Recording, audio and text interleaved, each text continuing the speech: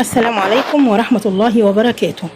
في ملحوظة جديدة ظاهرة كده إن بعض صانعات المحتوى اللي بتعظ الناس في الحلال والحرام وأحوال الأسرة وتربية الأبناء والأخلاق والمعايير، بلاحظ إن في ميك اب وأوفر زيادة، يعني خدود شفايف تقريبا كده فول ميك اب. والغريب يا بنات إن البنات دي بتبقى طالعة تتكلم في حاجة تخص الشرع أو المعايير الدينية أو القيمية والأخلاقية.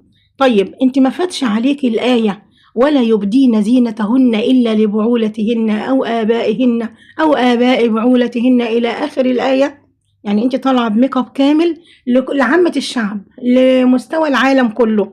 طب ليه انت مش قادرة تتحكمي في رغباتك وشهواتك ومش قادرة تبطلي ميك اب؟ يبقى نبطل نتكلم في الدين وقال الله وقال الرسول، لأن انت كده بتفتني بناتنا. اما نيجي نقول لبناتنا لا وما تحطوش ميك اب وانتوا خارجين عشان حرام، عشان الآية بتقول كذا كذا كذا، يقول لك تم الأستاذة فلان بتقول كذا وبلوجر كبيرة، تم فلانة بتعمل كذا وحاطة ميك اب، تم مش عارف. لا مفيش الكلام ده.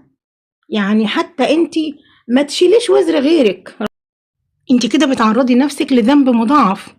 ذنب اللي انت عملتيه في وضع الميك اب على الملأ، ذنب اللي اقتدت بيكي وخدتك قدوة وعملت زيك. علشان كده انت عداد سيئاتك شغال طول ما الميك اب معروض والبنات بتبصلك وتعمل زيك.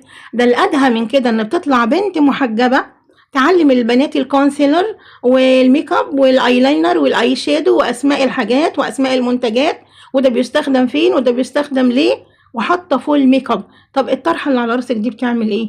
اخبارها ايه الطرحه اللي على راسك دي؟ مش ده حجاب؟ مش ده امر من امور ربنا؟ وان كان حجاب ميني، يعني مش هنقول حجاب، هو ميني حجاب، لكن ما لا يدرك كله لا يترك كله. ما تطلعيش بقى تفتني البنات، وهي الحكايه اصلا مش ناقصه البنات على شعره. يعني دلوقتي في بنات بتلحد، بنات بتتكلم في وجود ربنا، بنات بتتكلم في فرضية الصلاة، بنات بتتكلم في فرضية الحجاب، لأنهم بيقذفوا بالقنابل من كل ناحية. هتلاقي حد بيشكك في الشيخ الشعراوي، حد بيشكك في الدين، حد بيشكك في آية. فالموضوع مش ناقص. الله يبارك لكم، لموا الدنيا، يعني كفاية كده.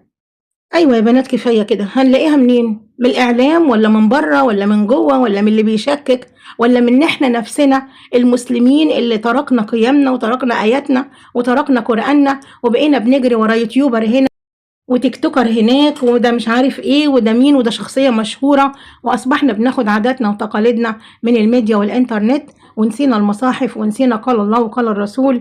نرجع يا بنات لديننا، نرجع لقيمنا وأخلاقنا. شكرا ليكم، السلام عليكم ورحمة الله وبركاته. دمتم بخير.